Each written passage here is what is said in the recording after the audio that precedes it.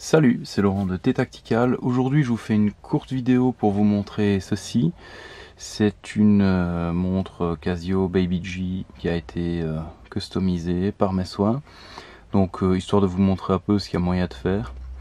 Celle-ci, elle a été réalisée pour Stella 786 que vous pouvez retrouver sur Instagram. Je vais vous mettre l'adresse dans la description. Donc, je vous encourage à aller jeter un coup d'œil.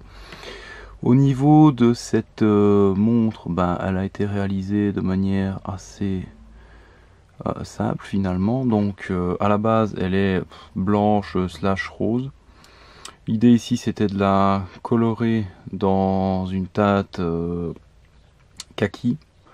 Ce qui a été fait avec donc de la teinture, donc elle n'est pas pâte, elle est teintée avec un liquide chaud qui contient des pigments et qui fait que la résine va absorber le pigment. Et puis tout ce qui est bouton a été reverni et re-reverni pour matcher avec la couleur ici qu'on voit à l'intérieur. Idem pour le lettrage ici.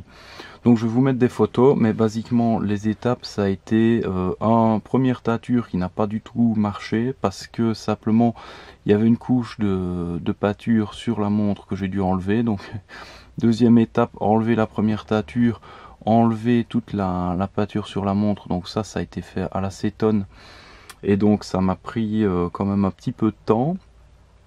Ensuite, suivant cette étape-là, reteinture de tout ce qui est parti en résine, donc comme vous voyez, bracelet, la couronne, les petites parties ici, tout dans le jus, donc basiquement de l'eau bouillante et des pigments. On laisse tremper grosso modo, je dirais 20 minutes, un truc comme ça. Ensuite, récupération de toutes ces pièces-là, nettoyage, tout ça. Un petit coup de peinture pour refaire ici la note dans les mêmes tons que l'intérieur ici, le cadran. Donc pour avoir ce ton-là, il a fallu mélanger des vernis. Alors le vernis, c'est pas compliqué, le plus simple c'est de prendre du vernis à ongles. Comme ça vous avez un truc assez résistant et vous pouvez mélanger. Dans ce cas-ci, ça m'arrangeait bien pour les teintes. Donc ici je pense que j'ai deux vernis pour obtenir cette teinte là, plus donc sur les boutons une couche de transparent pour arriver à quelque chose de bien solide. Ça met beaucoup de temps à sécher, donc pour être vraiment sec faut compter à mon avis 2 semaines.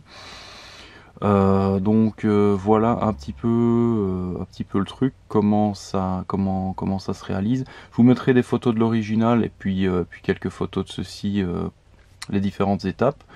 Et voilà, comme ça vous voyez un peu que c'est réalisable. Si vous avez des questions, n'hésitez pas à les poser en commentaire. Et voilà, je vous laisse, donc n'hésitez pas à aller jeter un œil chez Stella. Je vous mets l'adresse en bas dans la description. Et voilà.